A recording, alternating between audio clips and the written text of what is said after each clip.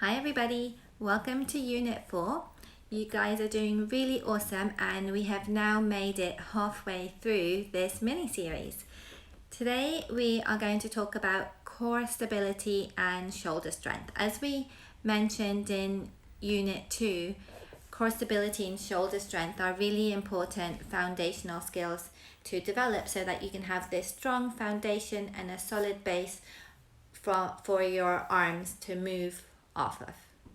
That's when you have this strong foundation that you can then develop more coordination and dexterity in your hands and fingers, and we can then move up our pyramid to work more on fine motor skills, visual motor skills, and academic learning tasks. So let's jump to it.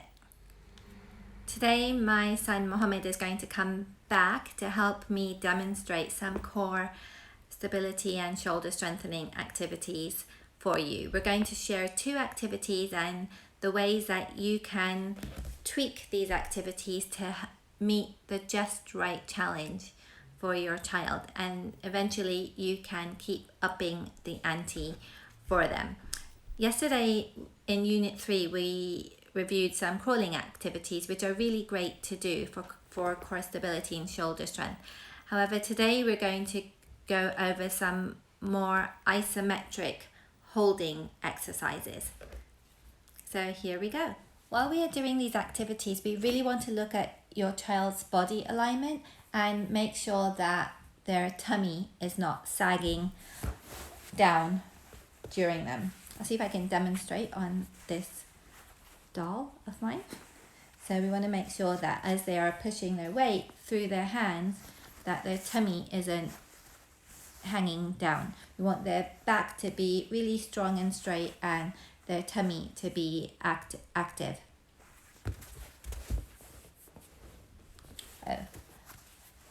Also, we want their shoulders to be really active too. So if they're really slumping forward and going down through their arms, too much weight is going down through their arms, you want their shoulders to be strong and pulled back and their tummy muscles to be active while doing these activities. So we're going to demonstrate that together with Mohammed. If you know that these handstand type activities are going to be difficult for your child, you may want to start by doing something to really wake up their body. So doing that crawling obstacle course from Unit 2 is really good. Or you can also do things like running on the spot, jumping, dancing about,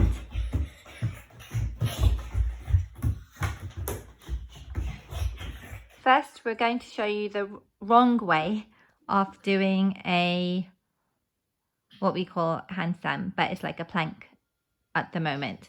So you can see that the tummy is sagging and the core muscles are not active. And if the shoulders are slumping forwards, that's going to make it even more difficult. So we really want the tummy to be more active and the back to be more straight and the hands to be open.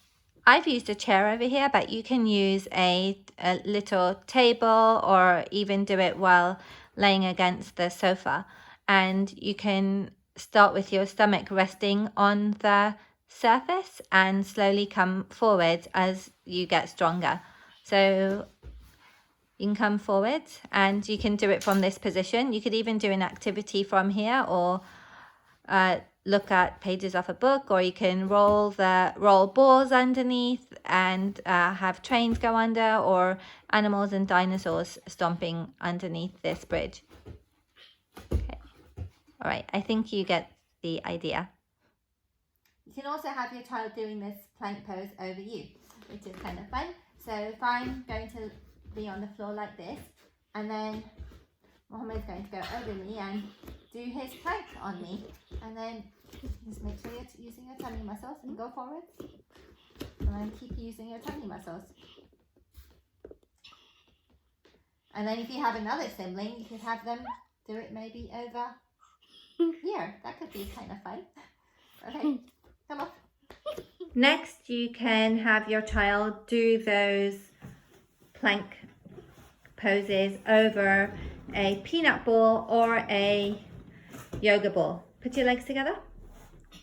Okay, and here we want to make sure again that they are active in their tummy muscles and work on holding their body still while over here.